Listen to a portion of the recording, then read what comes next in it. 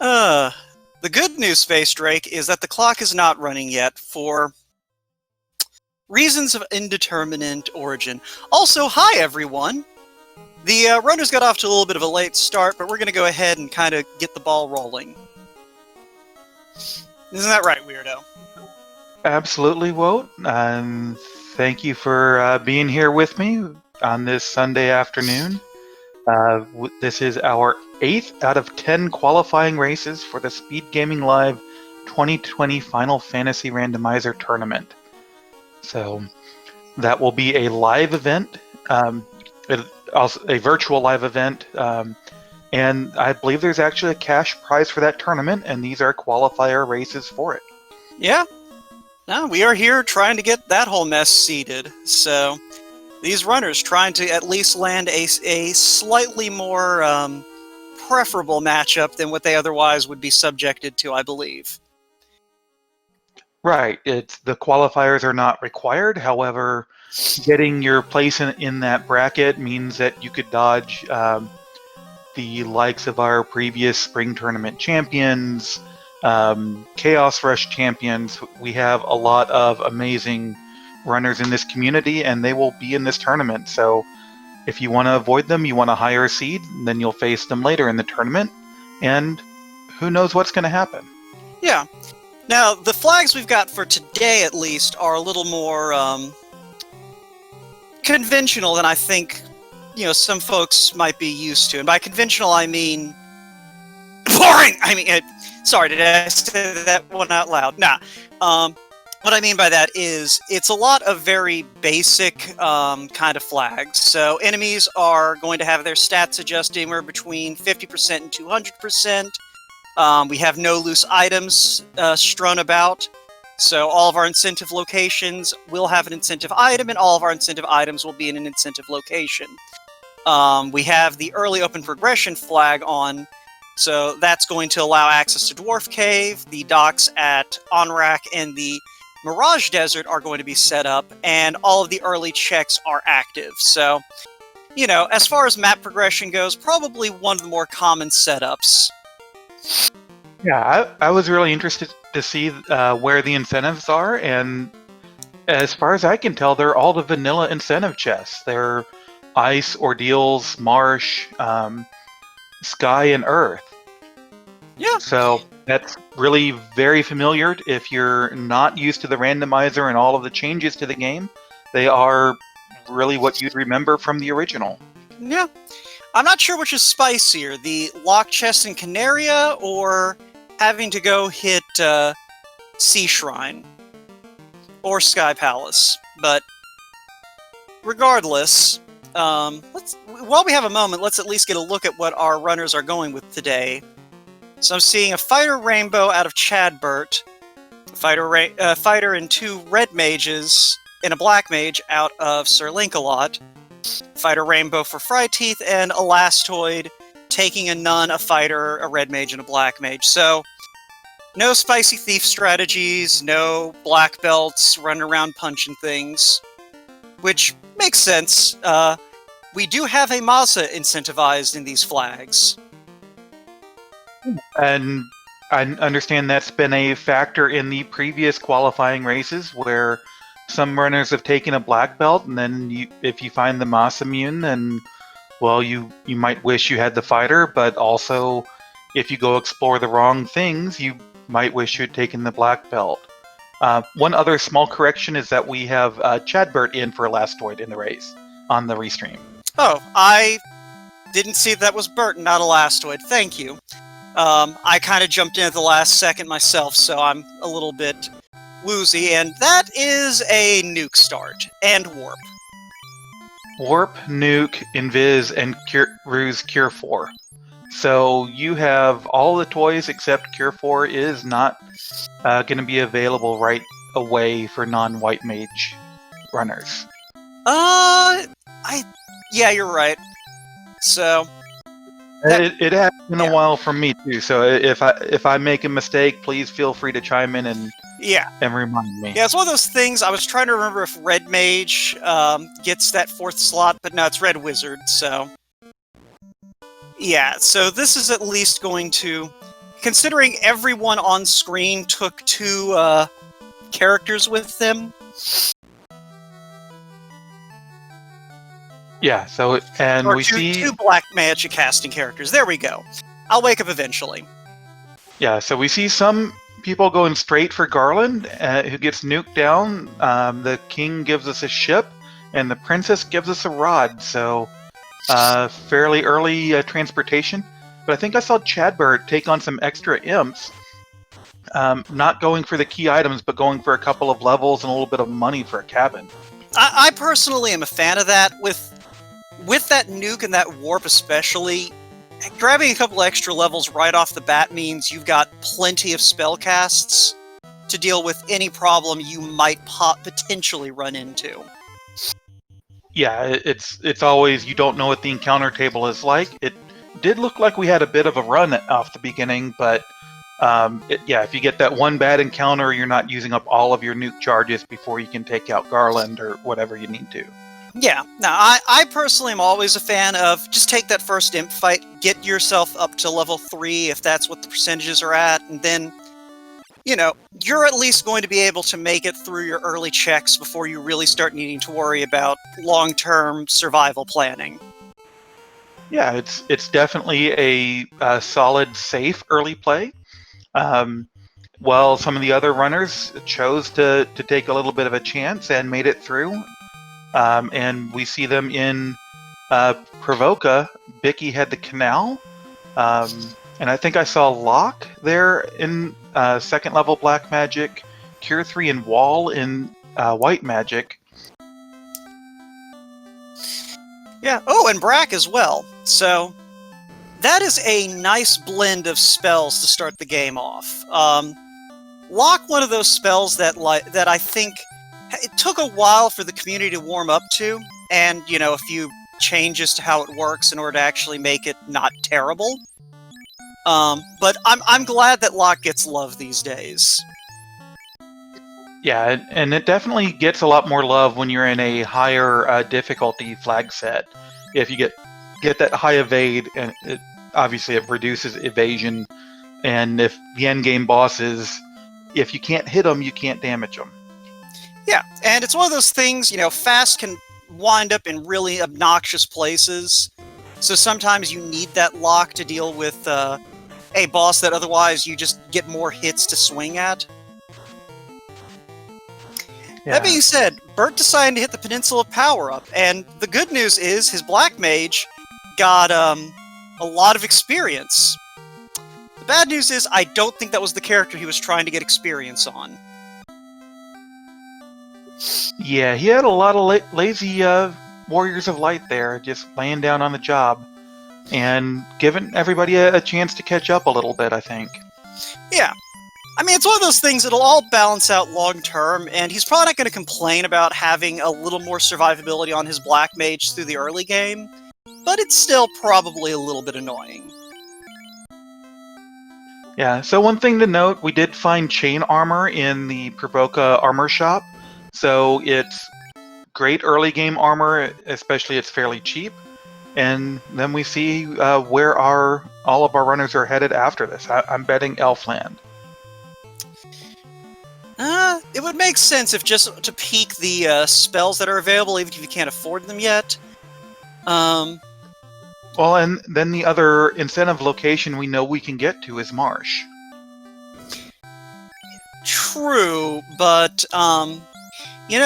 there's a saying that has been around for a very long time, and that's friends don't let friends dive Marsh Cave. Oh, I didn't say I was being friendly to any of the runners by allowing them to do that. I'm just, hey, if you're going to go somewhere, that might be a place to go.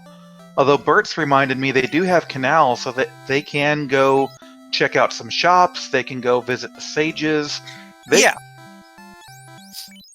sorry. I didn't mean to cut you off, but yeah, no, I was just going to agree with you. That's the move that that I was figuring you'd see people making before Marsh. You've got Nuke, you can go anywhere and survive. Yeah, it looked like level 4 had Lock 2 and Fast, so we've got almost all of our major spells. and Bert finds the chime up in Crescent Lake. So that's our shop for item. a song. I see what you did there. Yeah, I wouldn't be surprised, honestly, if Bert decided to take a minute, nuke a few things outside of Crescent, go ahead and grab that chime, just so he doesn't have to worry about coming back for it, and also to make up for the levels he didn't get at the Peninsula of Power. Well, and then we checked out level 6 magic as well. There was Life 2 in the second spot, Temper in the last spot for black magic, so a little high to get a lot of charges on, but still probably the only spell at that level we're going to want to pick up. Let's see. Fry Teeth is Diving Marsh. And Chadbert made a swing by Matoya and found an Excalibur. It's a great find for endgame, but you didn't need that now, and I'm actually kind of not a fan of doing Matoya or Dwarf Cave or some of these non-incentivized locations late. I'd rather wait until I can do a turn-in, or early rather. I'd rather wait until I could do a turn-in with them, but it's down to what your strategy is. Are you searching for gear, or are you searching and running down incentive items? Yeah, well, it's one of those things, I kind of like it if I see that, because what it says to me is, oh, that's a lot less gear hunting I'm going to need to do if that Maz is inconveniently located. Because that Excal will get you through most of the seed. Well, with these flags, I'd say Excal is a perfectly reasonable endgame weapon. I mean, these are flags where I'd consider taking an Ice Sword. The boss percentages just aren't high enough to really make me very scared of them. Ah, I missed that Quadex and Quack at level 3 black magic. Quadex, my personal favorite of the black magic spells, just because it works. It's very helpful in a lot of situations where you otherwise may wind up behind the 8-ball. Just because it's got that instant kill that doesn't care about your saving throw, just if you're resistant to death. Right. It's you know when it's going to work, and it's always going to work in that situation. There's never a guess, there's never an RNG on it. Yeah, the only thing you have to guess is if you're trying to Quadex a boss down, and you're just like, they've got to be close to dead. Let's just try and see if I can take this last 300 out in one hit. And not give them the chance to swing again.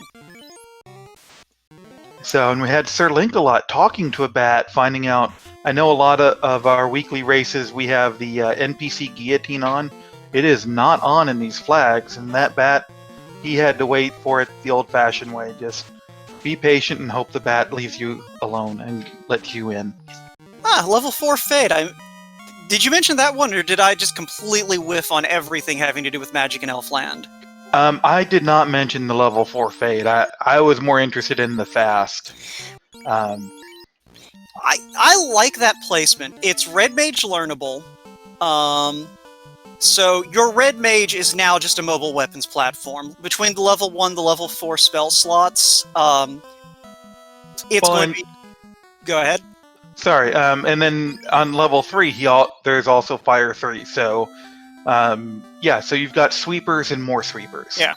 So we did get the adamant out of Marsh Cave, and that led straight to a slab. So Bert probably making the better play here of not going anywhere near Marsh Cave yet. Yeah, that's definitely, I mean, it was a gamble, and whether to go to Marsh or Crescent Lake, and going to Crescent Lake was the right choice in this seed. I wouldn't even necessarily call it a gamble, because here's the thing. If you avoid Marsh Cave and you do all of your other checks, especially with that rod in hand and early nuke, you know what you're going to have when you actually have to go to Marsh Cave, if that's where your progression is? Enough levels to not care about the things that live in Marsh Cave, that's what. Yeah, and we have Warp, so that makes Marsh a lot easier. If we found... I mean, Exit's nice, but Warp at level 1 is plenty. You're not going to run out of charges. Yeah, I'd say that the percentages are weighted toward Crescent Lake, but if you need to go to Marsh, you still need to go to Marsh. Yeah. and never Marsh. Yeah, it's just one of those things, like I said, with Marsh, that's a check that I feel like if you delay it, you're not costing yourself too much time in the long run, because whatever time is saved by hitting Marsh early, you're usually going to balance out. The only situation where I might change my tune is if Marsh has like the canoe or the floater. You know, something that can speed up your overworld traversal. Right, or even like a canal so that you can get out of the inner sea or something. Yeah, well, in that situation, you're kind of forced into Marsh pretty quickly. Right. Well, Sir Linkalot did give us a Hooray Dwarf, so I'm already rooting for him. We have to wait and see if any of our other runners will get on my good list, too. I mean, I am easily pleased, so if you're ever running while I'm comms chat, that's how you know I'm going to cheer for you, is Hooray Dwarf, say nope to cope, never Marsh. Although I think Sir Linkalot did die of Marsh. Yeah, everyone but Bert, I believe, hit Marsh. Because they all have the adamant. Shoutouts to our tracker, Shadowed Flames. And yeah, now Bert is going to go ahead and make that Marsh play, but he's going to be in and out quickly. I don't think... I think he's probably close to level 10, if not on level 10, with his party, and I don't think anyone else has actually hit double digits yet. Yeah, it's definitely something we can take a look for and see next time he levels up. Oh yeah, no, Fryteeth definitely hasn't. I'm seeing 110 HP on his characters. Yeah, no, Bert is way ahead of the curve on XP compared to the rest of the runners at the moment. Yep, and he did take the herb from the sages and found out that the elf prince was hiding the oxy ale. So... I guess it's Alka-Seltzer or something. It just puts bubbles in your tea, and then you're able to breathe with it. I'm gonna be honest, Weirdo. If I had Bert's knowledge and the spells already available, I might just go ahead and do Sea Shrine. Yeah, I'd be real tempted. I mean, you don't want to go to my favorite dungeon yet. You only have half of the entrance requirements, so yeah, I mean you're kind of stuck until you find a key or you find a floater, or a canoe. So it's on rack or marsh, and or we know Cave. that marsh is a dead end. Oh, that's a good point. Yeah, no, we do have Earth Cave available. And we can finish it off too, yeah. And we have the spells to finish it off. Yeah, and that's the thing is. That would kind of be the question in my head is, do you take the safe play, which is going to be Diving Earth, or do you go ahead and go, you know what, if the equipment I need is in the mermaid chests, and progression is in that slab chest, I can just blast through everything else. Yeah, well, and we see that both Sir Linkalot and Fryteeth have made that decision, and they are Diving Earth. And Bert is on his way out. I think the question is, will he stop at Dwarf Cave on his way around, and then we'll find out where he's going to go. Yeah. Chadbert also heading down into Earth, and Chadbert's going to check out the grind tiles first. Yeah, Chad pointing out that the only disadvantage to making that spicy sea shrine check is if you don't have the canoe, you can't, hit waterfall with it.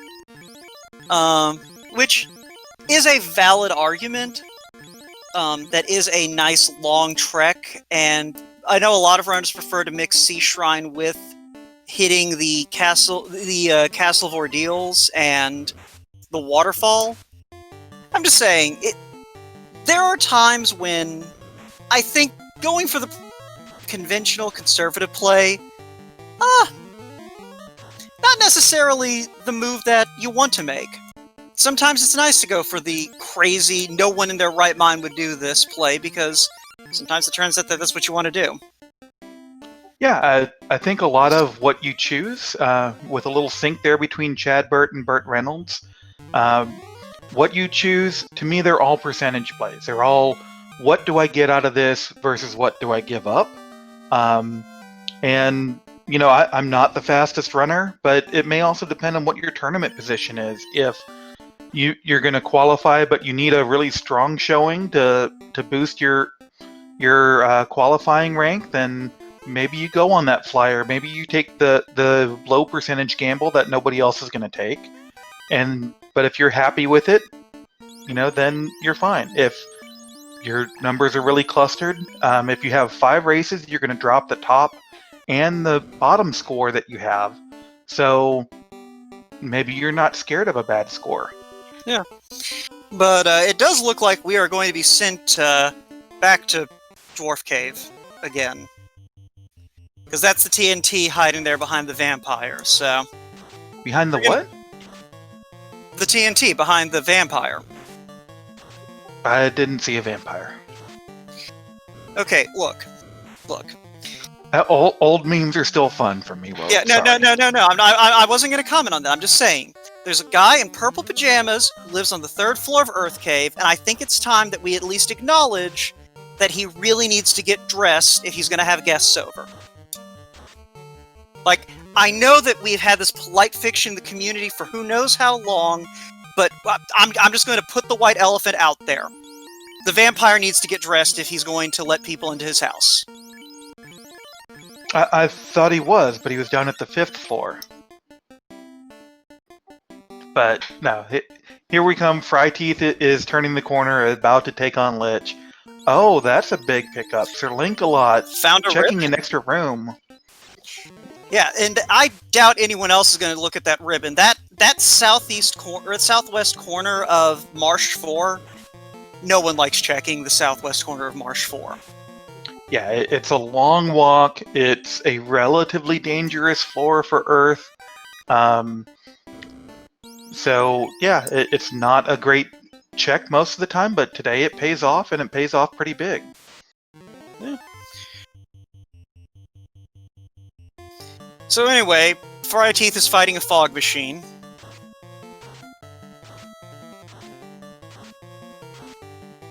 It looks like he brought a little pyro with his pyrotechnics with his fog, but doesn't do him any good. I mean, okay, that's more respect than Lich 1 usually demands. He actually killed someone. That's fair, but I think Fryteeth is also relatively low level. And Fryteeth is our first runner to light an orb by finishing Lich. Okay, when was the last time you respected Lich 1?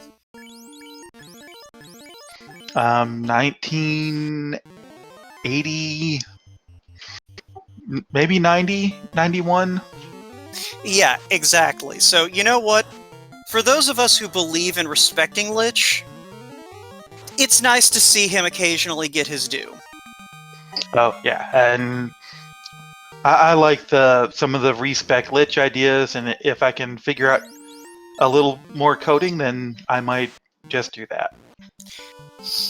Well, that's... Did I see what I saw? What I think I saw? If Bert goes to turn in this TNT, that's going to be a very interesting decision he'll have to make. Sky. Sky.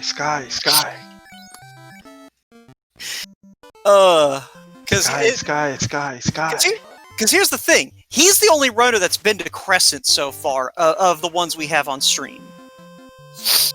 Fryteeth went there, but hasn't turned in that herb. You're right. And we don't see that he bought the chime either, so I'm not sure if he looked for it or not.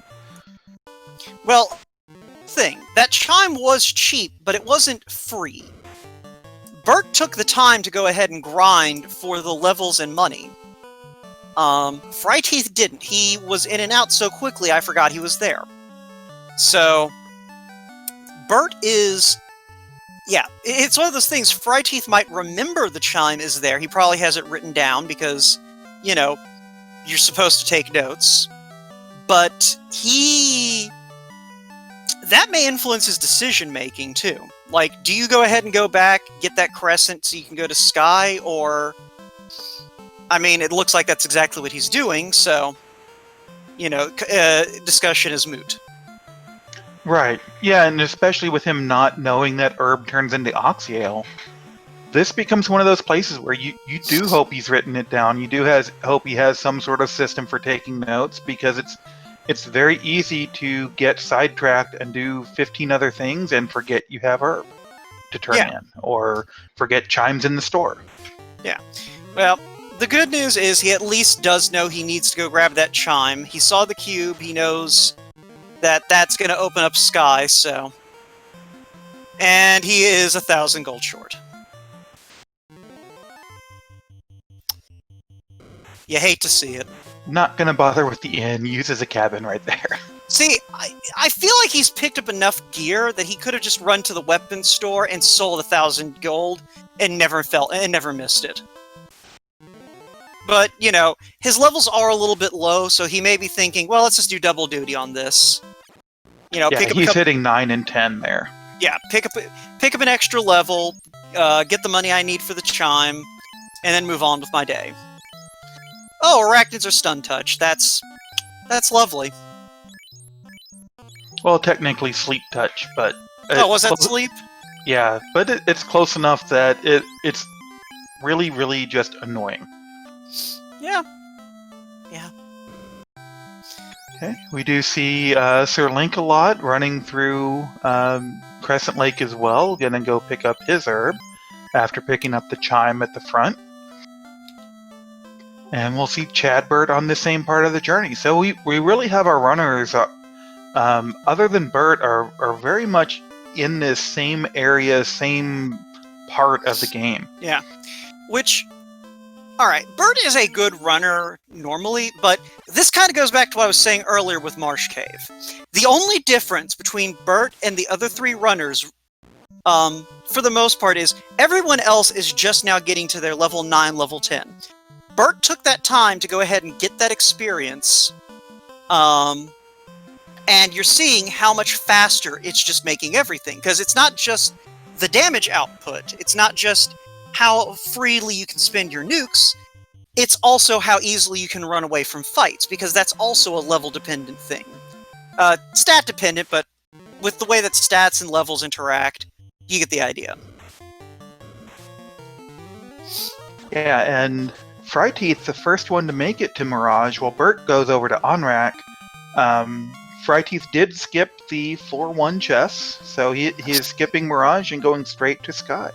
Well, I don't dislike this idea on his part, because the Sky Temple has a fairly high encounter rate as far as dungeons go, and it only escalates the higher you go. So he may be thinking in terms of just, I'm going to need every single nuke and fade that my party can throw to get through this dungeon. So I'm going to conserve my steps as best as I can. Oh, this blue dragon guarding the cube block is turning out to be pretty tough. Eats about 4 nukes. Well, dragons have naturally high magic defense, so some of that probably just came down to nukes naturally hitting lower than they otherwise would. Yeah, there was a 380 in there, though, so that dragon definitely rolled up. Yeah, oh yeah, definitely. Bert's fighter got kerslombered by a group of ghosts, though. But his warp casters are still up and running, so that's good. And we find a ruby. Titan's Trove, not incentivized in these flags, unfortunately, but that still gives us Sarda access. Yeah, the princess had his rod, so what is Sarda going to have today? And it just allows us to diverge even a little bit more. Do you go on the side trip and pick up that item, or do you go to Sky to find your Sky Canoe? Yeah, it's a tricky proposition. Oh, was Canoe at Sky? Yeah, that just came up. That's why I said that. Okay, I was looking at Bert's screen to see how, because I'm trying to figure out how he's going to play this. Conventional wisdom says you go ahead and try to clear out Kraken. But I'm not actually sure he has armor. And we already saw that those ghosts just chewed through that fighter. Well, I mean, ghosts are one of the things I hated about this game. And come to find out, they are the highest melee damage non-boss in the game, so that there's a reason they're so scary. Oh yeah, no. Unrunnable ghosts that also roll like some AoE attack, that's just nasty, but Chadbert gets turn order on the ghosts and is able to nuke his ghost group down on his way down to mermaids. And yeah. Fryteeth does not stick around. I would have at least considered just clearing out all the chests on Sky 2. That's probably the ideal floor for just picking up experience in Sky, which is why I like Sky so much. It's not just the items, it's also you're getting experience, you're getting levels. But he's taking his canoe, and I'm betting ice over volcano, but no, this is going to be waterfall because he can't go to the sea shrine. Yeah, so I can see why Fryteeth made this call. That canoe opens up 2 checks, and he knows that he doesn't have what he needs to take care of Tiamat. So he's probably thinking in terms of, all right, I'm going to get more experience if I go ahead and make these plays, pick up a few more key items, even if I come back later.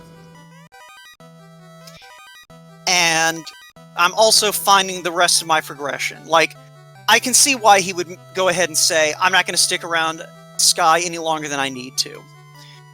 Bert does opt to go ahead, say, you know what, Kraken, I'm going to come back later, and he's going to head over to Sarda.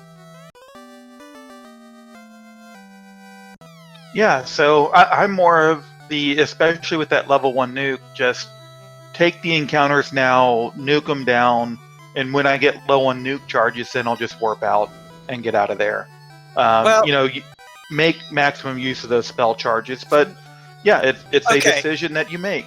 It's a choice. I can see, though, now that I think about it, why he would go ahead and skip out on the nuking things, because he needs 5 charges to get out of that castle. Yeah, that's quite a few charges. Bert, unfortunately, finds out that Sarda has a tail and resets out, while Fryteeth gets a whole bunch of mummies and sticks them in the microwave. Yeah. Who was it that found that Excalibur earlier? Was that Chadbert or Fryteeth? I think that was Chadbert. Okay, so, not necessarily the key item you're going to be excited to find, but I can see Chadbert, not resetting out of that tail, knowing that he has a, He has an endgame sword ready to go on his fighter if he can get promoted. I should probably make sure that Chadbert is a he. I forgot to ask beforehand, and I suddenly realized that I'm just kind of assuming because of the word Chad. I'm pretty sure he is, just from past races. I'll double check anyway, just because I suddenly realized I'm an idiot. Yeah, he. Alright, cool. No longer feeling bad. But yeah, so Fryteeth finds the crystal at the waterfall, and Bert is going to go ahead and clear out some of these chests. Now, Bert being at this higher level is probably going to be more inclined to just go ahead and push his way through. He's also, so he's level 15, but he's also the one that's running a 3-man party, so he's going to hit much higher levels faster, but he's also going to probably want to go to higher levels. So it'll be interesting to see how that balance works out for him, if he ends up needing to go back and find somewhere to grind or take a few more encounters somewhere, or if he just goes on through. Like, it seems he's just full clearing Mirage so far. Yeah, which that's what I was kind of getting at, is he's got enough firepower where he can afford to take these extra steps, figure out what's going on, and go from there. Yeah, he's picked up some neat toys. He's got some ice armor, a couple pro rings, Bane sword, light axe, Zeus gauntlet. So they're all nice to haves, but none of them are must-haves or are something that's going to carry him through the end game. Yeah. If nothing else, though, he has picked up a good number of casting items so far. Like, they all have kind of found a lot of good casting items. So, also, based on what we're seeing, Fryeteeth hasn't gone to turn that crystal yet, but it looks like it's coming down to our next kind of progression being either at Ordeals or hiding along a path that runs through Matoya. Yeah, I mean, it's got to be one or the other at this point. Oh, and it then, could be Ice Cave. I forgot about Ice Yeah. Cave. I don't blame you for forgetting about Ice Cave, although the sorcerers probably don't have Death Touch today. See, Ice Cave. So I suspect once we kind of get through everyone kind of going over the places we've seen so far. Excuse me. I'm going to go ahead and guess that if Matoya doesn't have the floater, we're going to see at least one person make that Ice Cave play. It's a bit of a slog, a bit of a trek to get there, but it looks like all the runners have figured out the overworld manipulations. And getting through there puts you, like, it's a quick check once you actually get there. Yeah, I mean, we have warp, we can do all the tricks we need, and then that does make it very short, especially if you're only after that incentive chest. So, Bert is in an interesting position. That blue dragon lived long enough to knock his fighter down. But he does have enough level 1 charges left to be able to make the run to this chest, probably, and get out. Not if he can't run. Can't run the close call. He gets away. Well, he still has a Black Mage up, and that Black Mage is still at a decent enough level to where their run chance is good.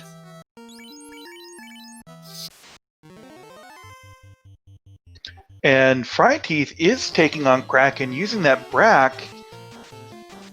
Bracken into pieces. So Fryeteeth is going to have the second orb lit at about the half-hour mark. That is not bad. But Wait, Bert is going after Tiamat.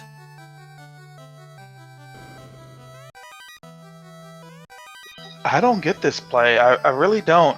Without a fighter, I mean, if you could cast your life too, that would be great, but I don't know that he has it.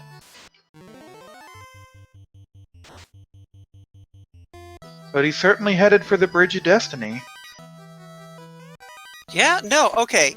He has Brack. Does he have a Bane Sword? I think I saw a Bane... He does have a Bane Sword now. Okay. So, his thinking here may just be, I've got enough poison element attacks available to my party to where, in a pinch, to where statistically I should be able to kill Tiamat if I can get across the Bridge of Destiny. And Tiamat doesn't have something horrifyingly nasty. Yeah, it's one of those things. I don't hate the play. I just don't know if I would have the nerve to do it. Well, and he gets lucky with that first turn Brack after a ruse from his Red Wizard, lights the orb and clears out Sky. First run through Sky and the second runner with 2 orbs. And man, Yeah. that is not a choice I would have made, but hats off to him. He makes it through. That's why he's one of our top tier runners. Yeah. So he's got that canoe now. It looks like he is not going to go ahead and head back to Onrak. I wonder if we are... Oh! Well, no, he could have healed up in Onrak. I think he's headed toward Ordeals here, because he's right there. And Yeah, he Fryeteeth is. goes there and finds the bottle, so all roads lead to Matoya. So, here's the thing. Bert still doesn't have that fighter up. He is going to do this Ordeals play with just a red mage and a black mage. Yeah, did he? I didn't see if he hit a house, but if he has his charges of warp, He did. then okay. Yeah, I expect him to make plays like that, but I'm surprised he isn't using warp to make this a very low encounter run. Well, I don't actually think he's hit a fork that led back yet. I think he's kind of yeah, there we go. That's the first time Okay. he's hit a pillar that took him back the other way. He guessed real well on that. Okay, I thought he hit one earlier, but then it was only back one spot. So, but yeah, he makes it through. He gets to the vanilla nightmares, and although not exactly vanilla colored nightmares. Not for him, anyway. And then Fryteeth has figured this out, picks up the X-Cal, and what is he going to get from Grandma Matoya? There's the floater. So, Sir Linkalot, in the meantime, has decided that, you know what?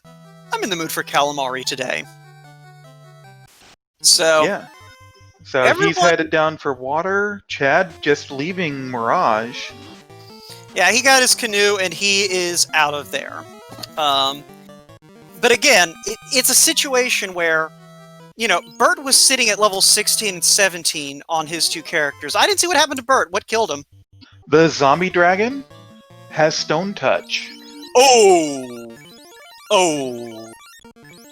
So one of the few things you can't rely on your ribbon to defend you against. And just it hit the black mage first, and then I didn't see what happened to the red mage, but it did enough to take him down. Oh, you realize we're going to see those again in Temple of Fiends, right? 4 at a time. Uh-huh. But better stock up on those cure potions.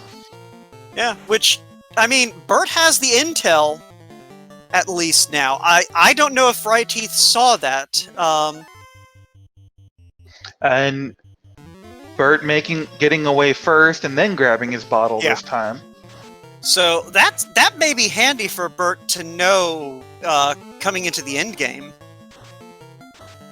Yeah, the question is it worth the 2 minutes or so that he lost getting back through ordeals? And I'd say probably, but we'll see. Yeah.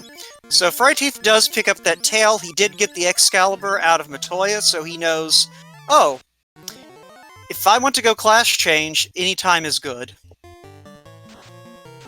Yeah, and he's going to take a short delay and run through Ice Cave here on his way up there. So, makes sense. Yeah. Do we get to see some Brack down here from Sir Linkalot in the battle with Kraken? Seeing a couple of non-ineffectives. I think that Sir Linkalot is just going to go the route of, you know what? If I just kill you with tremendous amounts of damage, that's just as good as Brack. The only problem is Kraken does have a really good magic defense, so those nukes are not going to hit as hard as you think of, but one does get through his M defense, and that's enough to put Kraken away. Yeah, Brack is a percentage chance, and that doesn't matter what you did the last time. Damage always works, eventually. Yeah, eventually. The only problem is you are on a timer when it comes to using damage, and that timer consists of how quickly can the other guy hit you, and how hard. Oh, was that the... Okay. That's an interesting way to get through that Fryteeth took in Ice, where he just ran straight into the first pit and ran up. Yeah. So he's going to take the trap tile. Yeah, he wants to see what that eye has available, and there's our incentive ribbon for the seed. And he's going to grind this eye a little bit. So, behind a little bit on levels. Picked up level 16 there, so yeah, that's a reasonable play. And then Ice has our incentive ribbon, so it is a non-required dungeon. And Bert's going to come down here too. Yeah. Now, whether or not Bert stays to grind on the eye is another story.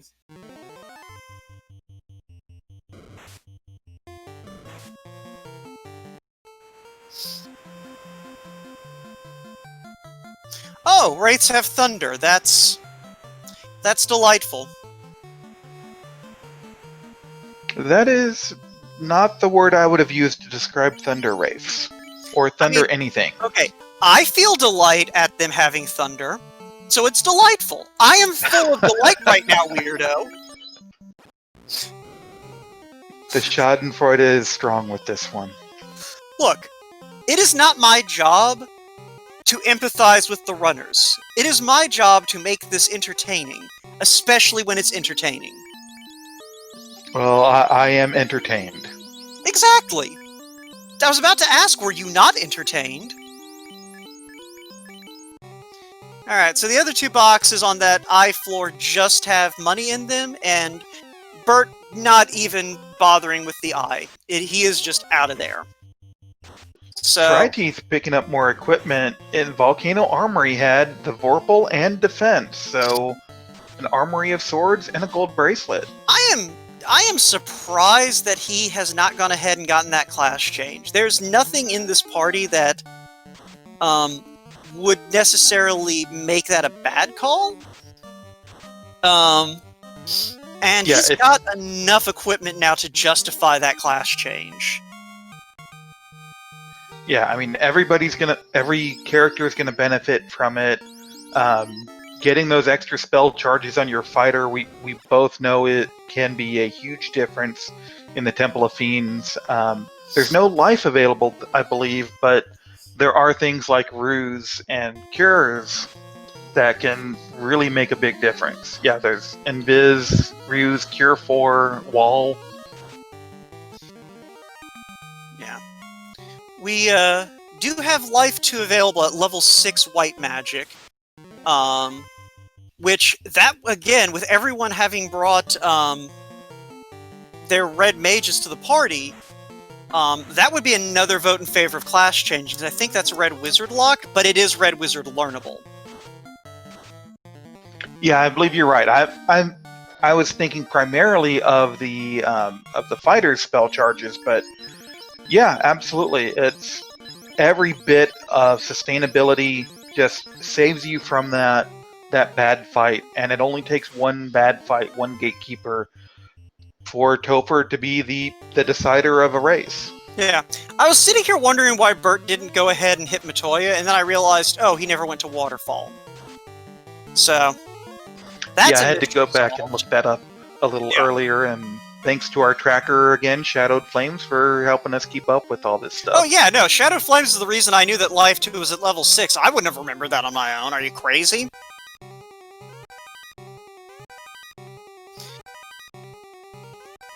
Hey, I just look at stuff on the screen. Yeah.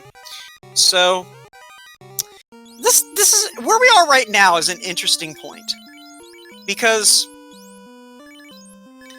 Fryteeth is going to have 3 orbs before Bert even hits his next Fiend dungeon. But the 2 dungeons Bert has left are very fast.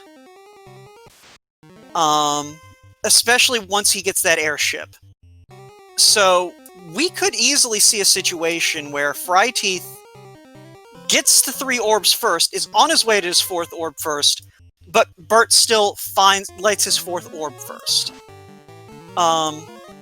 Or could get past in the Temple of Fiends too. Burt Reynolds also has a little bit of an experience advantage on him, which just makes every fight a little bit shorter, and those differences do add up. So it's definitely going to be a good contrast in styles. Yeah, of course, the big problem here at this point is we haven't found the key or the loot yet. Well, we know it's either Gaia or Lefane. And we don't have Masa as our other end item. And then, of course, the key will open the Canaria locked, and we still have the crown to go. So, can't forget old Astos. Or, sorry, I didn't mean to spoil that. I think it's fine. Anyone who didn't already know that, they'll get over it. That's what people do when retro games are spoiled, right? They just kind of get over it. Oh, but I like this move from Bert. He's going to go check Matoya using the road less traveled. Interesting, and that'll actually put him. I think this is actually really smart. He knows it's got to be floater, or it's got to be floater or key. Well, it's just smart from the perspective of this is the fastest way to get to Matoya from Onrak. Because you just dock at this river, run right up, you've checked Matoya.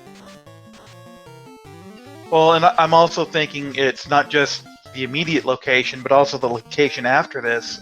The only places he would need to go, I guess it could have been Northwest Castle, which he can sail around, or he can walk to Canaria. Or as he's got floater, he just sails east a bit and north a bit, and he's got his floater too. Yeah. Now, like, that was the right way to sail that. Where are you going, Bert? Oh, he's going that way instead of the other way. Got it. Yeah, no, going south down the side of the continent's going to be faster. But apparently we also missed Badman throwing out stone poison, which I'm guessing Sir Linkalot saw because, well, currently Sir Linkalot's link is just named Stone.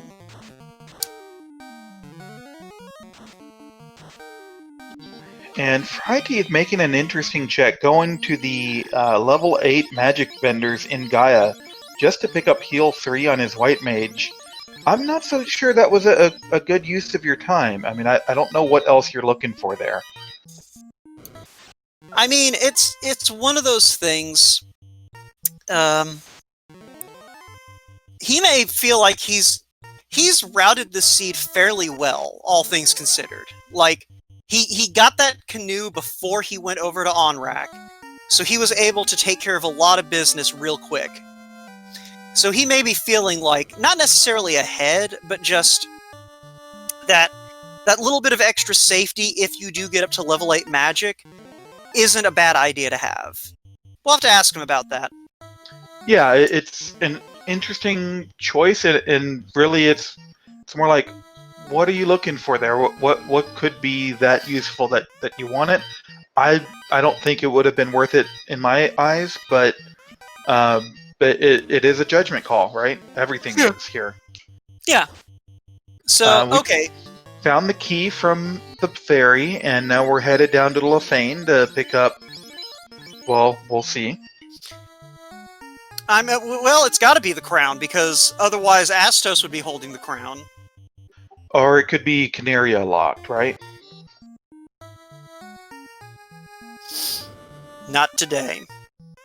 So, we have Mass Immune, so now you have, 2 endgame weapons, plus defense, at least for Friteeth, plus Excal. I mean, you've got all 4 swords. I wonder if that Invis 2 is what Friteeth was looking for. That level 8 Invis 2 might have been what he was looking for. Because while it's true that these are generally fairly forgiving scalings, you still do occasionally get a chaos who's just like, so anyway, I decided to roll max. But that being said, we now know that the crown has to be in the Canaria Treasury, and that will lead to the looted has the guitar. Yep. Okay. Friteeth buying his magic for his fighter. Sir Linkalot crossing the Bridge of Destiny, and Chadbert's about to take on our favorite piece of seafood here, going with Brackstrats. I mean, it's what you do. Because, yeah, that sword was not going to do the job. Ooh. And, Kraken was a little spicy, so he got the blazing calamari this time, and was a little too hot for Chadbert to handle. Blazing calamari was my favorite Maverick in the Mega Man X games. I'm just going to throw that out there. I don't think I've even played those games, but I was like, Blazing Wings, why not Blazing Calamari? Yeah. I mean, also, there's no such Maverick as Blazing Calamari, but I think everyone in chat agrees that that is a Maverick name. The fact that there wasn't a Blazing Calamari is a crime. But yeah. Vote for developer of the next Mega Man X game. Alright, so Bert is going to go ahead and get that Life 2 on his Red Mage, or Red Wizard, and I missed before that Temper was available on level 6 black magic. So Yeah, and Sir Linkalot is our second runner to have 3 orbs lit, but still missing a number of key items, including that floater. So I really would say Burt Reynolds, even down in orb, is ahead of Sir Linkalot as it stands now. yeah, well, we know that Sir Linkalot's going to have to go through almost all of the key item locations to collect everything. So yeah, his lack, basically, his entry into Temple of Fiends is going to be dependent on when he gets that floater. Because I can't imagine he's going to bother with the volcano until he has the airship anyway. Just because there's no key items there. He's probably found enough decent loot.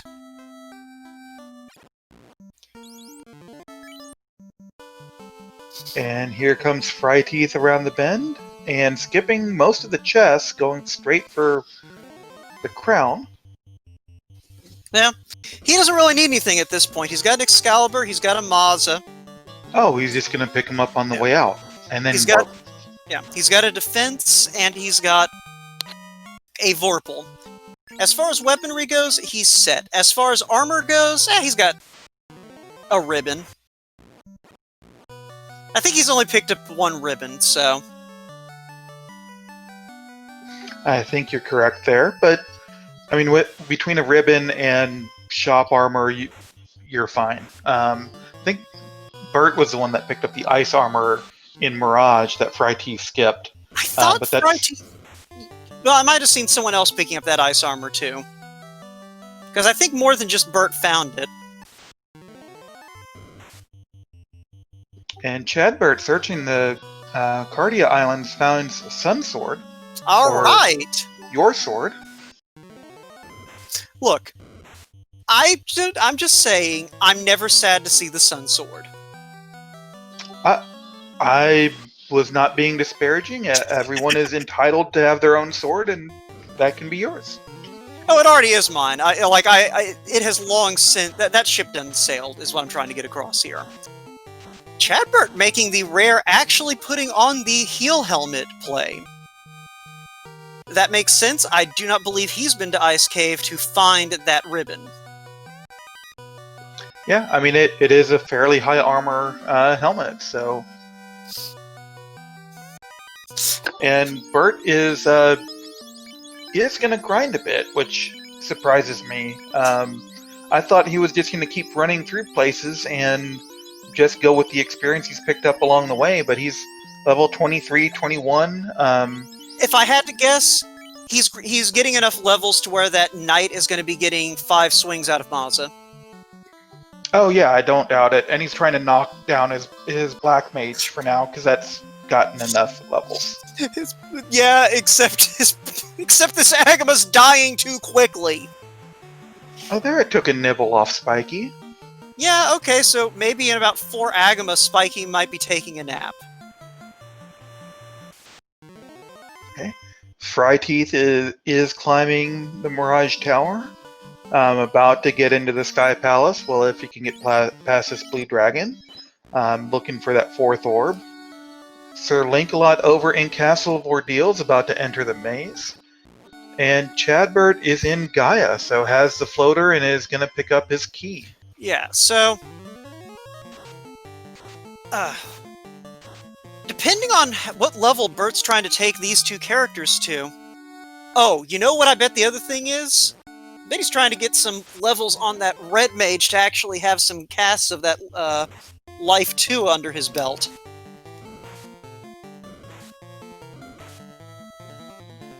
Very, very possible. Having 2 or 3 casts of it is probably about right for this Jin, and I don't know my spell level tables well enough for that, but I would be very surprised if Burt doesn't at this point.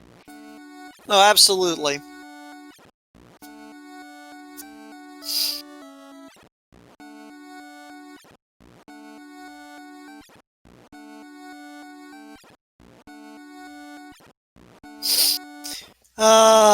I'd forgotten the beauteous sound of the first 3 notes of the Castle of Ordeals theme.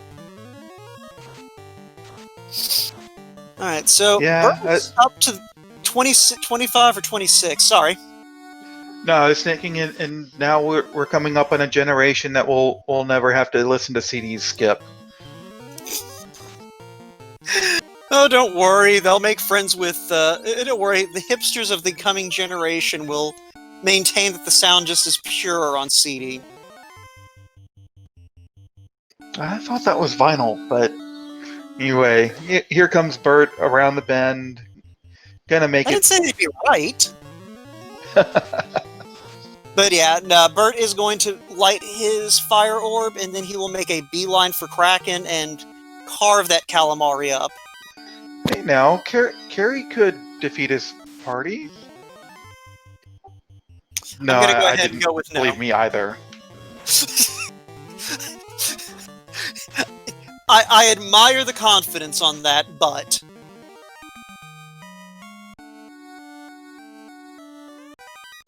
Yeah, and Fryteeth has pulled into just a clear lead here on his last fiend.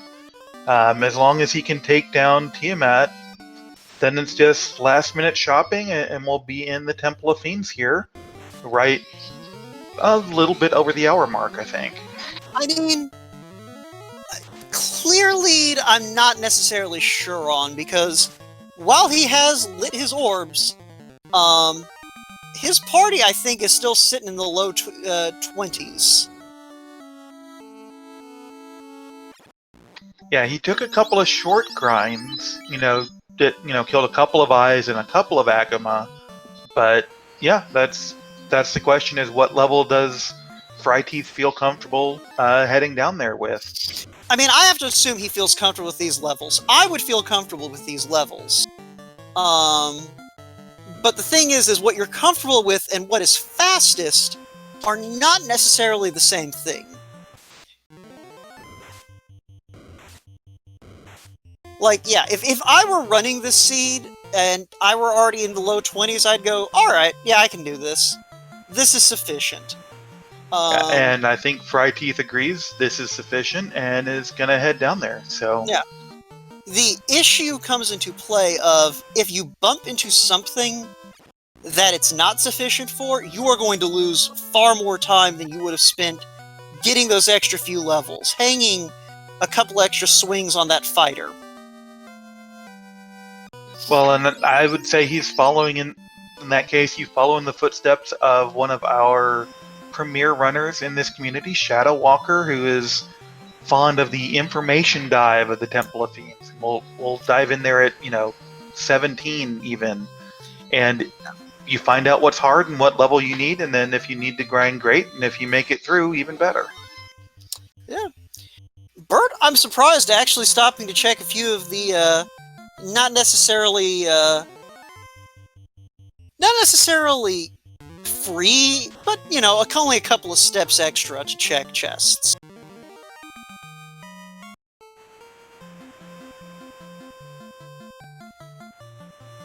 And I have not seen Fryteeth run into those zombie dragons, so... Yeah, I mean, he may luck out here. But aren't they also on the air floor, or am I thinking of sorcerers? I'm thinking of sorcerers. No, the zombie... There's the Whizvamp zombie dragon group on the air floor as well. Okay. That's what I thought. But taking a little chip damage and a little more chip damage, using some of his heal 2s to avoid having to use potions. Burt Reynolds using Brack on Kraken. He has had miserable luck with these insta-kill strats right now. Like, I think he's thrown 5 or 6 or 7 out, and not a one has landed. That's not bad luck, that's normal luck, right? I mean, compared to everyone else who's faced Kraken and killed him in, like, the first shot. Okay. Well, this is more like my luck with Kraken. Average about 12. See, I feel like at a certain point, I would just be like, you know what? I level this fighter up. I'm just going to carve this thing to pieces and be done with it. Yep, that's why I like my damage strats. But Fryteeth, apparently there was a fiend. There should have been a fiend. Hashtag respect Lich 2. Oh no! Oh no! Bert ran out of Brax on that black wizard before it actually killed. That is the most stubborn Kraken 1 I've ever seen. Ever! Get those Fs in chat!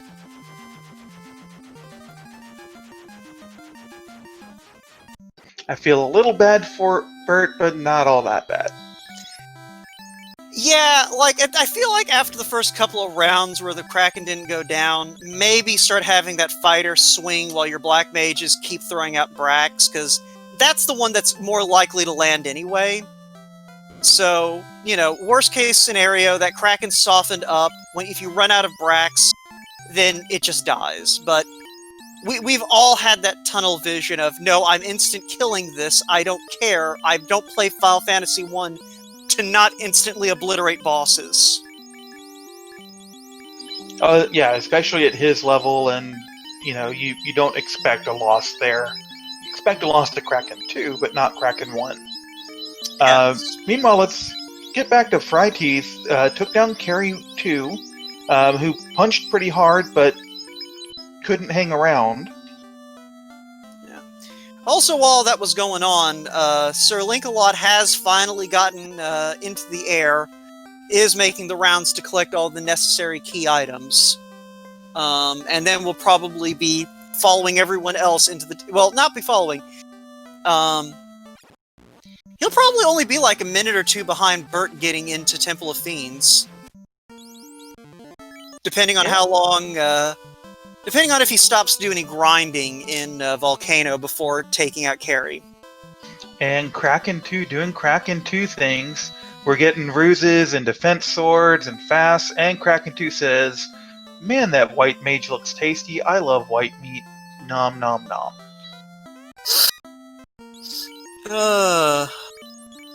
I mean, if Kraken 2 doesn't back row your life caster, then what's he there for? I mean, that's presumably the reason that Fryteeth is currently throwing every ruse available onto that red mage. Because I'm guessing he also picked up life 2 on his red mage. Oh, that stop hurts. The fighter gets out of it, though. That's great, but... Oh man, the red mage goes down too? Yeah, because all that ruse doesn't matter if you're stunned.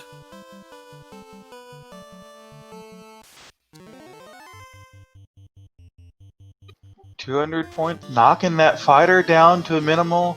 Ruse doesn't help if Kraken gets a crit, but that Cure 4 does work. Did he have a ribbon on that fighter? Because that zap also just smart. Swing your sword! Sorry, I can't take it anymore! I think if he just swung the Bane sword, he would kill that Kraken! Oh my goodness.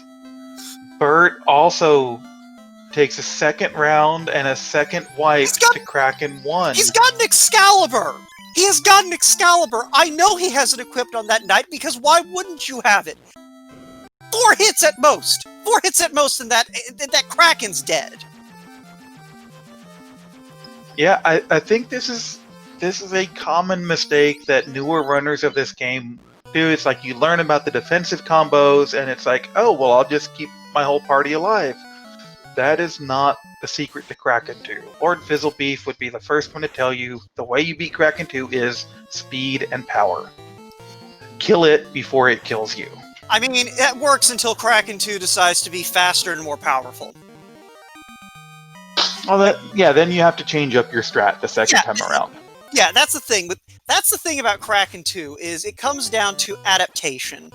Once you realize what Kraken 2 is throwing out at you, if you're able to pivot mid-fight, then that's great. If you can't pivot mid-fight, well, on your next dive, you should be able to adjust. Yeah, absolutely. And I'd say that is one of the characteristics of the really premier runners, is that they are constantly adapting to everything in that combat while doing it at maximum speed. Yeah, so Fryeteeth has gone back to grind on that eye. Excuse me. Stand tight. Thank you. Chad is in Volcano, clearing out the armory, while Sir Lancelot is diving ice, not realizing that I think he might not have the crown. I think he might need to go to Canaria Locked and then to Astos for his loot. But so he's got his ribbon and he's warping out. I mean, he's not going to complain about getting that ribbon because he already had a ribbon, if memory serves. I believe Sir Lancelot. Yeah, Sir Lancelot has 2 ribbons in his inventory. Yeah, so I mean, that kind of works out for the best for him to just go ahead to have picked up that ribbon, even if he didn't intend to. And Burt Reynolds manages to turn Kraken 1 into poison smoke and lighting his 4th orb. He's got a little bit of homework to do, as they would say in Dragon Warrior Randomizer, but we'll put him in pretty good stead to make his first dive. Yeah, agreed.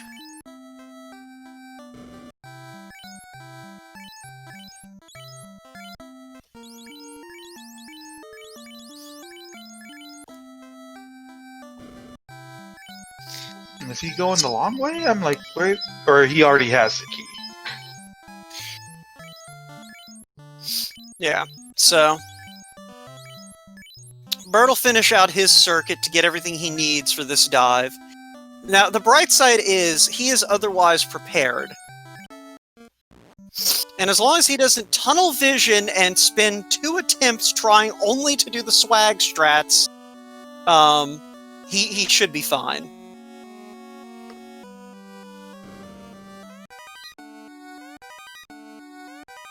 I'm remembering to go back and buy some spells.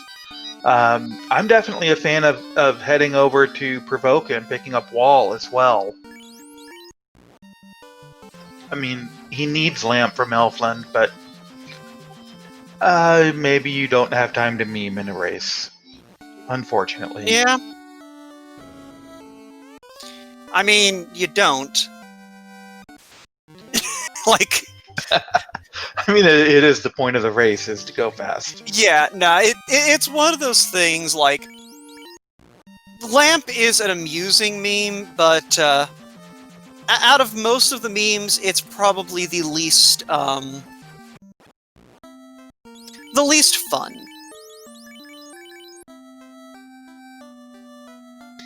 You just need to be enlightened about the glory of Lamp.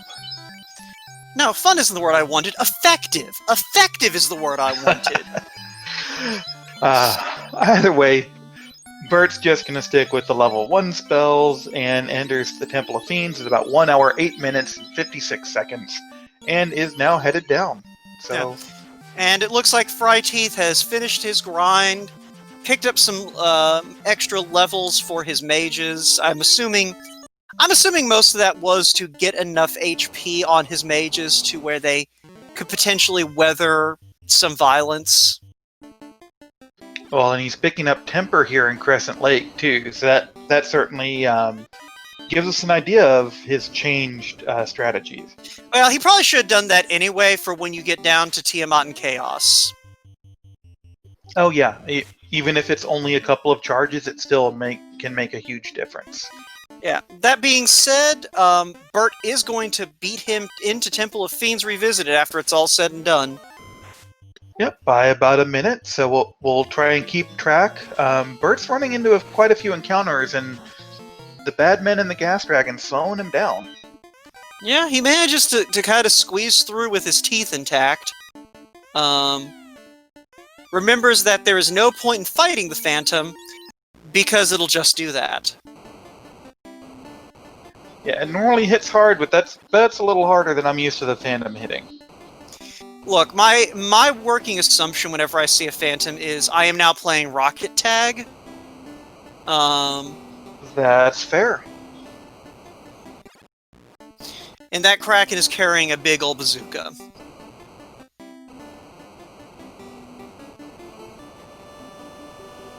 But yeah, Sir Lancelot currently traversing the lava tiles, for folks who have not seen Final Fantasy 1 Randomizer before, Final Fantasy 1 in general, that is on purpose. You cannot get when you step on lava, and you only take 1 HP of damage.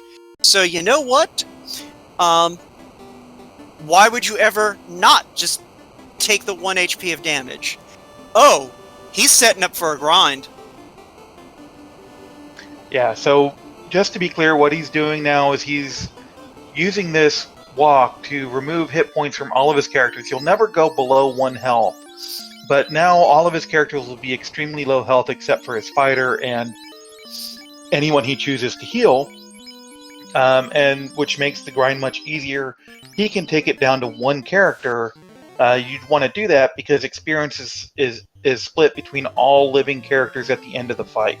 So there's just a flat amount of experience that's distributed.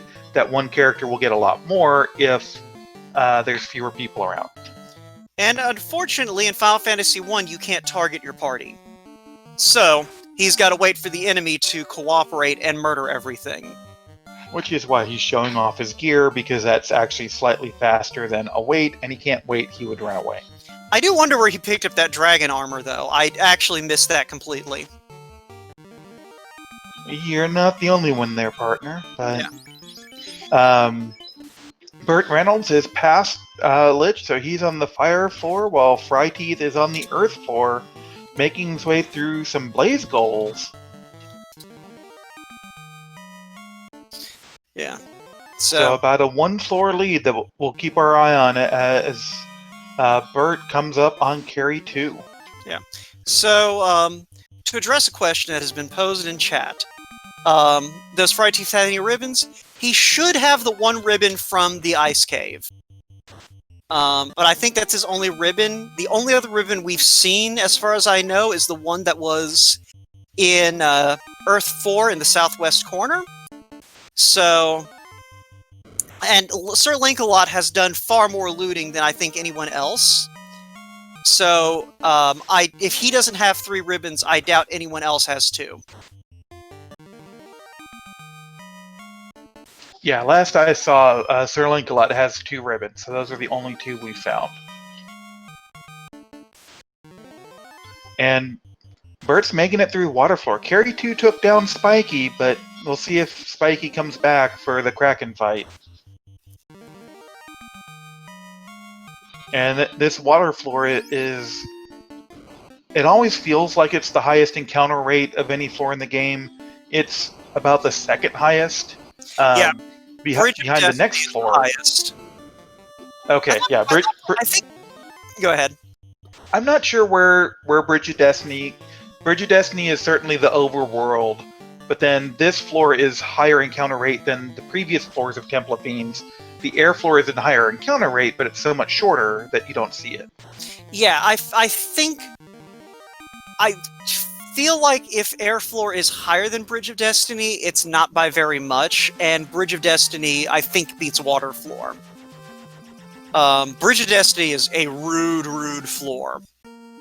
Yeah, no, they're all very high encounter rates, relatively speaking, and here Spiky managed to hug Kraken again. I mean, that's the one you want to hug Kraken. Yeah, well, and his Red Wizard got a wall off on the fighter, so that zap is ineffective against both characters. Kraken's only hitting for 100 damage rather than those 500 and 1,000 damage hits we saw against Fryteeth earlier, so this is just a difference in preparation and which spells are being cast. And with the swings, gets through. So Burt is through Kraken 2, while Fryteeth is just starting that fight.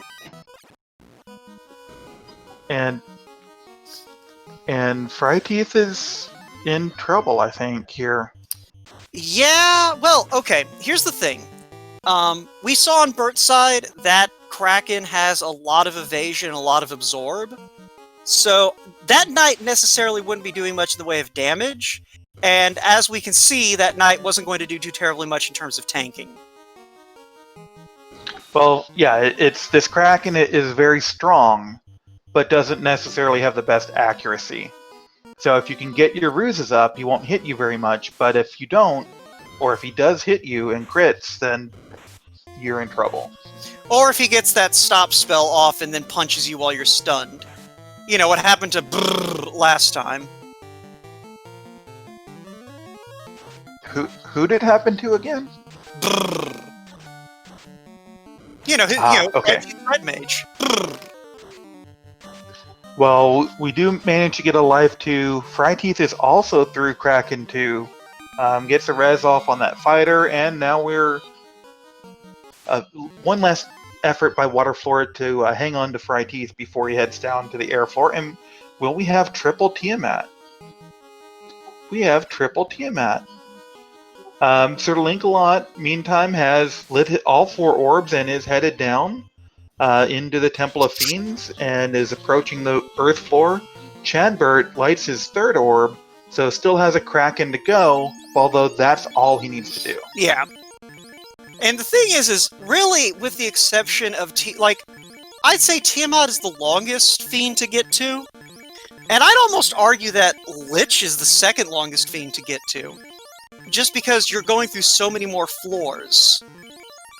Yeah, I'd have to go to Falconic School of Step Counting to check that out, but I would not be surprised if Lich is further from the entrance than Kraken. Well, I'm not even thinking in terms of distance from the entrance, because arguably Carrie has the farthest step count. But that's a problem for future us. Burt Reynolds and Fry both getting to Chaos at about the same time. This is going to be a nail-biter. Yeah, Bert's doing a defensive strats too, and Chaos comes out with some Fire 3, just getting things started. I'll focus on Burt Reynolds' fight if you want to focus on Fryteeth. Alright. So, it looks like overall, both of them, like you said, are setting up these defensive strats. Fryteeth busting out that defense sword he picked up, and getting that fast onto the knight ASAP.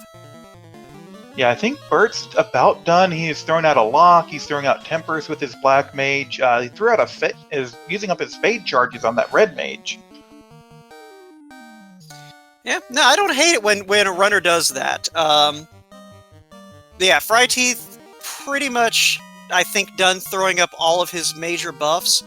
This Chaos not getting a lot of swings in, it looks like. Like, 1 layer of Ruse on the white mage plus an Invis 2 is enough for Fryteeth to be avoiding hits. Yeah, this Chaos is fairly evasive, because Burt is getting like 4 and 5 hits, threw out an extra lock there.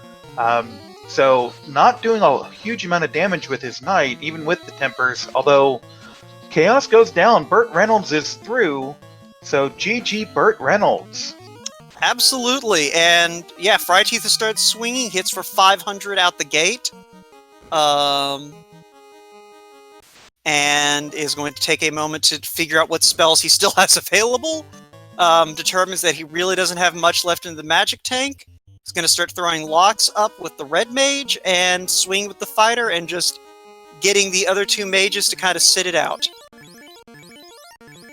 But that is enough to do it. Chaos goes down for Fryteeth. So, of the runners on screen, Burt Reynolds finishes in first, but he finishes 2nd overall, as Elastoid down in chat wrapped up about 1.5, 2 minutes before Burt did. And then Fryteeth is going to finish up pretty much right after Burt. So, GG to both of them. And we'll see if they're interested and available for interviews. But, man, that's a almost anticlimactic finish there. It was so close. They were both on Chaos. They finished within about 20 seconds of each other. 21 by the clock we have here. But Chaos, I was just, expecting a little bit more of a fight. Yeah. So, Burt, unfortunately, will not be able to join us. But before he goes... Burt, just punch the Kraken, for the love of Pete! And for the love of Woat. No one loves me, but they like Pete, so I figure I might as well use him. But yeah, GG to Burt. Yeah. Yeah, and GG Fryteeth. You guys really took different... Yeah, Fryteeth is up here, ready to come in, and GG, sir. GG Fry Teeth. Thank you. Yeah. So, so how about that Kraken 2? Yeah, that didn't go so well the first time, and I mean, maybe I could have taken another shot at it, but I felt I was better off going and getting a few more levels before I came back. Yeah. No, I mean, that was the sound strategy.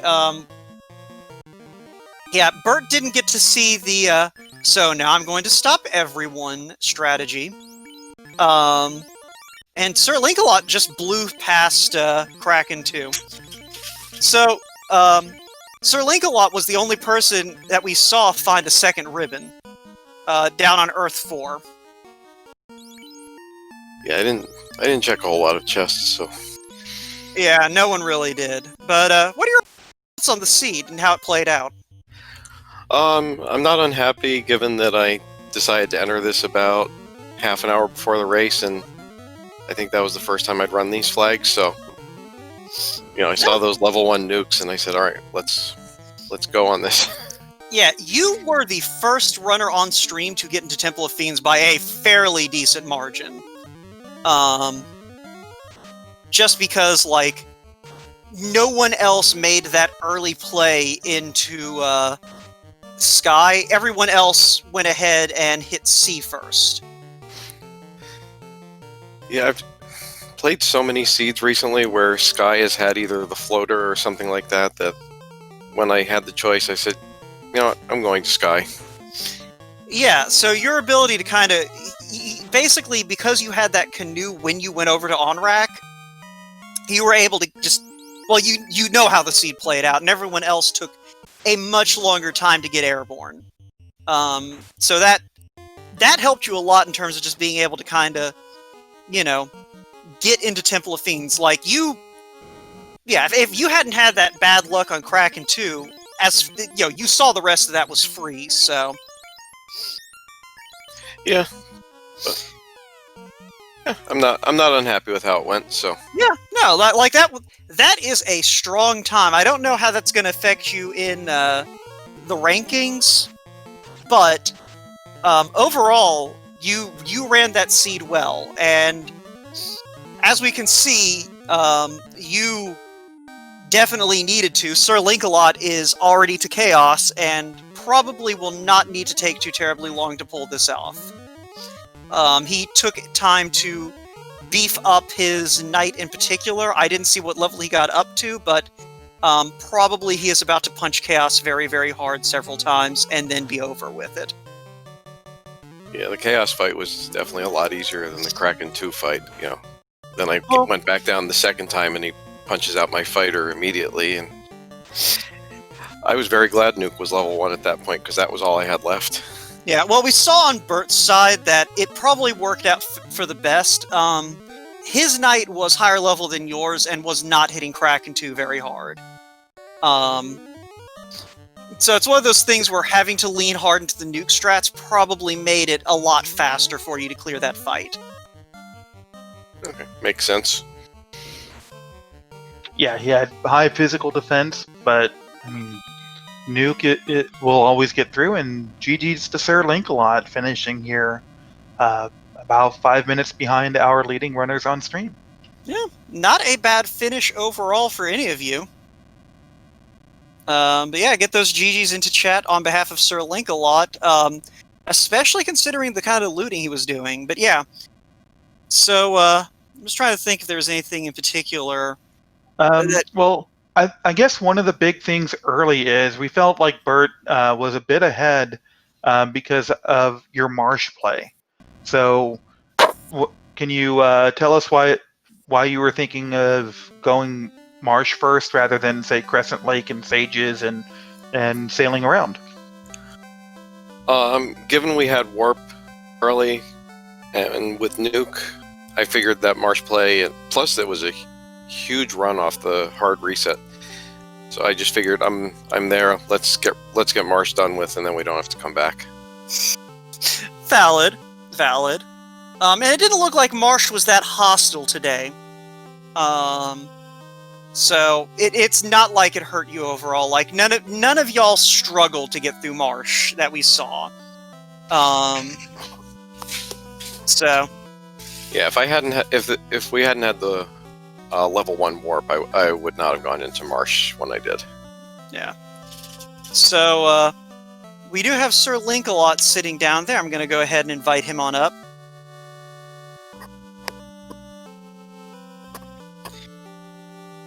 Alright, so... And GG, Sir Linkalot. Linkalot. Thank you. So, you were the only person that we saw find that second ribbon. And how did it feel when you pulled that out of a chest you know people don't check? The one in Earth? Yeah. I felt pretty good because I knew there was an incentivized one, so I was like, I'm gonna have 2 ribbons. So, I mean, granted, it was nice, but knowing that I was gonna have 3 wall casters, I was just like, it just means I don't have to do walls first turn or something like that if I'm really worried. Yeah. I mean, it's still one of those things. It's a ribbon you know your opponents are unlikely to find. Just because no one likes going to that room, which I assume is the reason you went and checked that room. Yeah, I mean, I was just checking for anything like, white shirt, ribbon, defense, because I still didn't even have a weapon yet for my fighter at that point. So it's just like, something other than my fists. I'm not a black belt. So he can swing and do more than like 10 to 15 damage just in case. Granted, I had 3 nuke casters, so I was like, it's not a big deal, but still, it would have been nice to have a weapon. Yeah. Yeah, I think, was it Chadbert was the only one who did that early Matoya check and found the Excal. So, yeah, that would have made a difference, but I'm sure you're just as happy to find it after finding the crystal.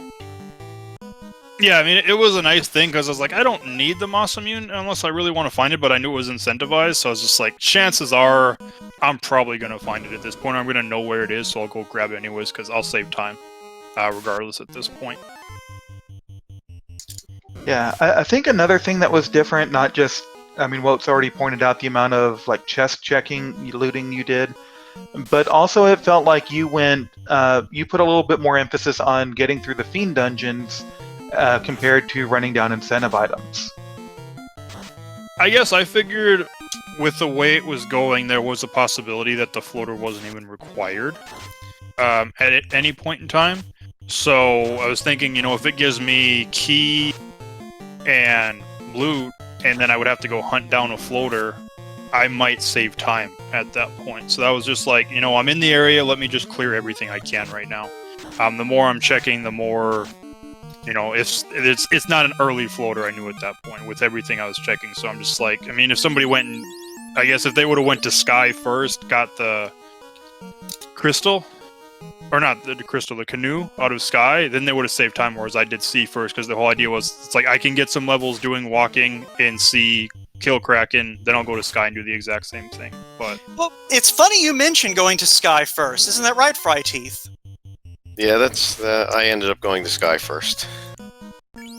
I thought about it. I seriously considered it, but I'm just like, I could clear...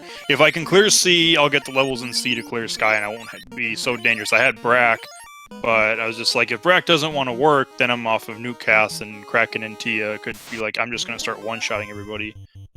Which is what Kraken did, but... Well, yeah. you should feel free to speak to Burt Reynolds about Brack not working and killing Kraken. 3 attempts. It took him 3 attempts to kill Kraken 1. Like 3 wipes, not 3 casts. Yeah. I will say 2 wipes, and on the 3rd. That's why it's just like, the first round I did 3 Bracks, and none of them worked. I'm just like, I have 3 nuke casters, like, at most, Kraken has 1600 health. So, unless my nukes start rolling terribly, or Kraken has something that just can wipe me right now, I should be able to get off the damage in time with nukes to kill Kraken, even with just a single member up. Yeah. And I got good rolls. I think I just took Kraken down in 1 round with the nukes. Yeah, so Bert had to, unfortunately, head out before he could sit down and chat with us, but just to kind of give y'all an idea of where he diverged from y'all, he took that nuke up, that level 1 nuke up to the Peninsula of Power right after dealing with the pirates, wound up with a level 10 Black Mage and 2 dead Warriors of Light that he had to drag back to Provoca. But that put him in a good position. He basically went straight over to Crescent Lake, saw the chime there, and proceeded to grind up to around level 10 on the fights outside of Crescent, mostly using the firepower that Black Mage had. And so, basically, what gave Bert the time he had was he was able to kind of do a walking grind with enough firepower to not really be afraid of too terribly much. Yeah, he was in at least what looked like a lead about halfway through the seed, but as we said, he went Sea Shrine first over Sky, and then also had the issues killing Kraken. So I think those were kind of the two major differences in routing for him. He did a lot of zigzagging. He went to Sky, got the key item out of it, or no, he went to Sea, got the key item out of it, went to Sky, went ahead and killed Tiamat in Sky, and then did a lot of running around. Honestly, I would suggest going back and watching the VOD just to see what he did, because it was, for the route he took, the time he wound up with is really interesting. Because it did not look like an efficient route on the surface. Yeah, this is definitely one of those places where this seed and the results seem to highlight small differences in routing. And, I mean, because everybody that's finished that is a pretty darn good runner, right? We know that from your histories, so... Yeah. And it's one of those things, I mean, even with the difficulties Chadbert's had, I think he had a lot of issues with just, like, getting on the right track. Like, I think he took a lot of kind of off turns in places, and he stopped to grind a couple of times. But, you know, he's still going to finish strong, it looks like, if he can get through this Kraken 2. Which, granted, Kraken 2 fortunately punched out the Red Mage first.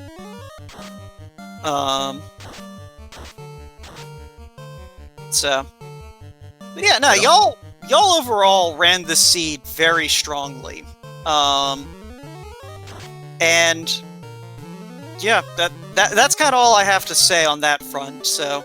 If either of y'all need to go ahead and head out, feel free to. Like, you know, throw your final thoughts into the mix, and then, you know, you don't have to stick around. I got lucky in Topher because I realized after Kraken that I hadn't re-equipped any of my Light Warriors from doing the grind to get my Knight up. Wow. So I was like, oh hey, I've got all these Light Warriors with literally nothing equipped. I'm surprised nobody's died yet. And then after I equip it, I finally lose a Light Warrior to Tiamat, so that was kind of funny. I guess the only other thing that was kind of funny was when I forget what had it, but had Stone Poison in Sky. Badman. Nagas. Oh yeah, it was the Badman. They hit my entire party except one Red Mage, which the Red Mage got away, but I only had 2 softs. And I was like, who do I get out of petrification right now? I was like, you know, this is a blessing in disguise. My Knight's not dead, and now I can just start grind. I can do a walking grind through the rest of Sky to get my mage's levels, and I'll just stop at the Agamas and murder them as much as possible to get my Knight its levels it needs once I get the tail and everything. Yeah. So obviously with 4 screens it's hard to pay attention. Did either of you get to see that the zombie Ds had Stone Touch? I did not. I know I fought the zombie D in front of Ordeals to get up, but it didn't petrify any of my characters, so... Yeah. Bert, unfortunately, did see that they had Stone Touch. I was just reminded of that because on stream, Chadbert just ran into a zombie D fight, and we were trying to remember where they were in Fiends. And Tia 2 had nuclear. I'm not sure we saw that earlier.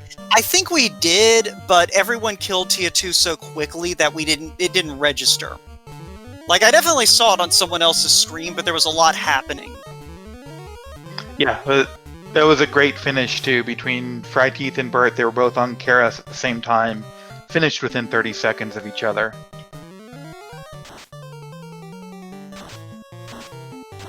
But yeah, well, I'll ask one last question about you guys here. So, what are you guys thinking about for the SGLIVE tourney and the rest of the qualifiers? I mean, as far as me personally, I'm excited for it. the SG Live tournament was kind of the big push to get me to actually start the Final Fantasy 1 randomizer. I'd been meaning to do it for a long time, but it's just I was too busy. I know the things I saw. It was like, hey, it's going to be one of the main tournaments. Like, you know what? I've been meaning to do this for a while anyway, so let's just do this. I probably won't do well at the tournament. Well, maybe we'll see what happens, but I'll have fun and learn a new randomizer that I've been meaning to for a while. So, you know, outside of the fact it's online and it's not in person, that's about the only part that sucks. But you know, Yeah. Pandemic and everything. Yeah, I mean, it's one of those things, like, both of y'all, for not really intending to do this, definitely showed your stuff. So, And here comes Chadbert pulling on Chaos. Do both of you have your 5 qualifiers in, or are you still looking for 1 or 2 more? I still need 1 more myself. This was my first. Okay, well, you can still get the 3 for replacement if you need to. There's 2 more. One is, I believe, Wednesday evening on the 28th, and then the other is November 2nd. I can bring up the calendar and have that legit, or have the exact times in front of me in just a second. alright, while you're doing that, Chadbert has made it to Chaos and is doing the traditional buffing everyone up, getting your defenses online, which we know that you don't really need too much defensive layering to be able to mostly ignore Chaos's physicals. So hopefully Chadbert picks up on that and focuses more on getting the damage buffing going here in a second. Okay, so for those dates, our last 2 qualifiers, our Week 9 qualifier is on Wednesday, the 28th of October at 9 p.m. FFR time, which is also Eastern Daylight Time. And then on Week 10 will be Monday, November 2nd at 10 p.m. EDT. So, so we still have those 2 races coming up. We also have another race coming up a little bit later tonight. Well, GG, Chadbert. We'll talk about that later. Yeah, we can shout out the rest of the schedule once everything's wrapped up. All right, I'm going to jump out, though, but thanks for the commentary and the tracking and the restream, and be back for the Week 9 qualifier. Hey, thank you for running, Fry Teeth. You have a good day. GG. You Yep. too, thanks. I am also going to head off. I got to go figure out dinner. Alright, take care, Sir Link-a-Lot. And I will work on getting Chadbert here into... Oh, he's got a link, and he'll be coming in. Alright, just gotta let him know that he can pop on in. Hey, Chadbert, GG. GG's. Yeah, sorry about kind of ambushing you with the, oh, by the way, you were restreamed. Like I said, there were some technical difficulties, and so our restream assistant called the audible to just go ahead and throw you in. Sorry, I was having some audio issues. I didn't hear the question. I was saying, basically our restream helper had some technical issues with one of the other runners, so he called the audible to just throw you in, so hopefully it's not too big of a problem for you. It's fine. I was just embarrassed myself a bit with the 3 really bad wipes. Oh, don't worry about it. We barely noticed, by which I mean I didn't actually notice you making a bad wipe at all, possibly because they happened alongside Burt Reynolds slamming his face into Kraken 1 3 times. Yeah, that was one of them. I almost got it the second time. Kraken 1 was harder than Kraken 2, if I'm honest. Really? Wow. We saw some other runners, I think Fry Teeth in particular, had some issues with Kraken too. Yeah.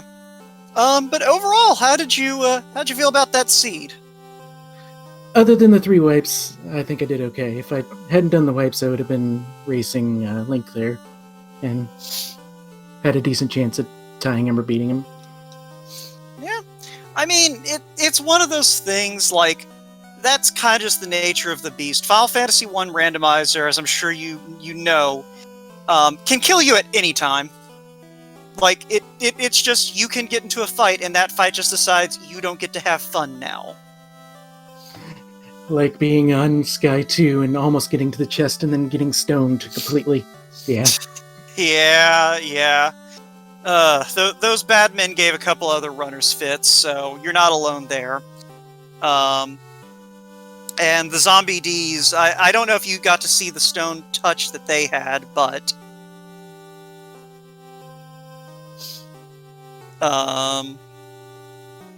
yeah. I'm just trying to think, like,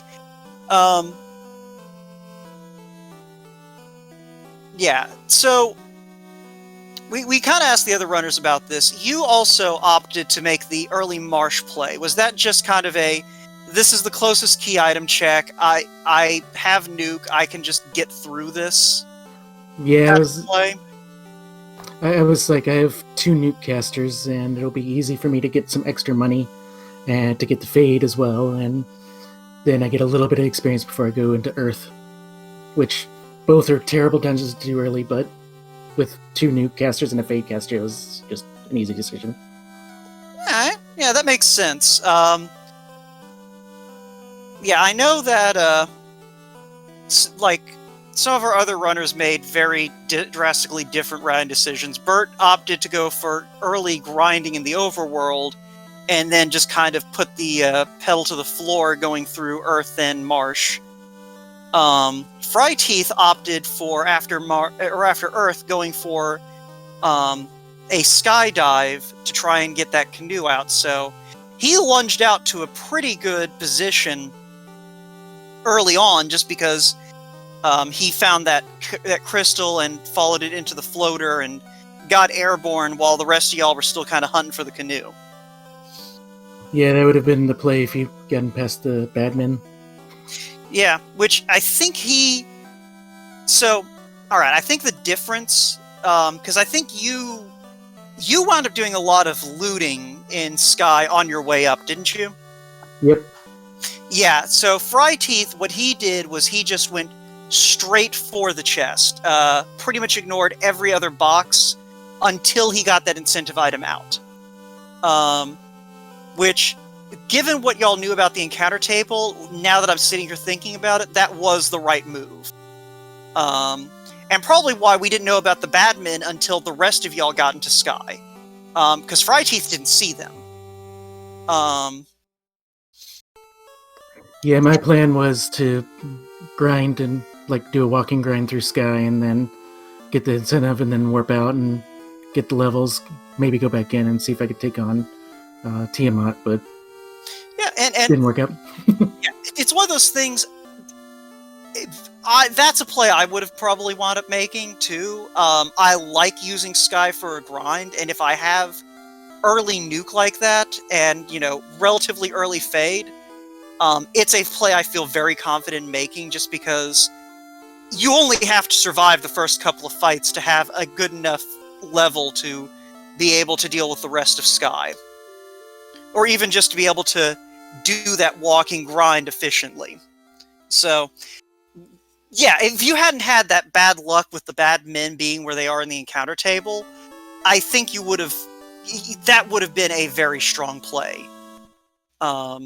Just one of those good decisions in theory, and just sometimes the seed says, you don't get to do that. Yeah, I want to say there was also something in C that was scary. I just don't remember what it was. The ghosts punch like trucks, but they're ghosts, so that's what you expect. And life wasn't available until very late, too. Yeah, that level 6 life 2 was... I mean, it could have been worse. At least it was a level that you generally get to. It was promotion luck, though. Yeah. But it is still... I mean, the promotion was basically free. You guys didn't have to go hunting to get that tail, and technically that tail was in a very not great position. That being said, I did enjoy...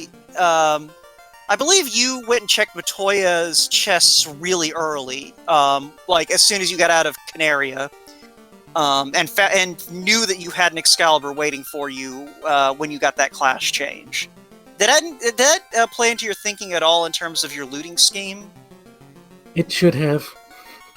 It didn't necessarily. I'm still bad at taking too many chests. Well, It's one of those things.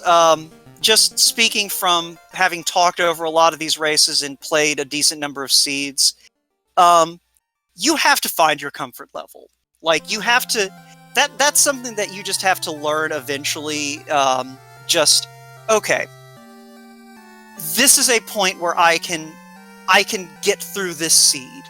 And there's really no way to learn that aside from just casually playing seeds and deciding to play them fast and loose. Just being like, all right, you know what? I'm at level 8. I have iron armor and an ice sword. Let's just go dive Ice Cave. Let's do it. You know, those kinds of plays where it's just like, no, this is stupid. This is insane. Why am I doing this? Because if nothing else, it teaches you what you can get away with in Final Fantasy I Randomizer.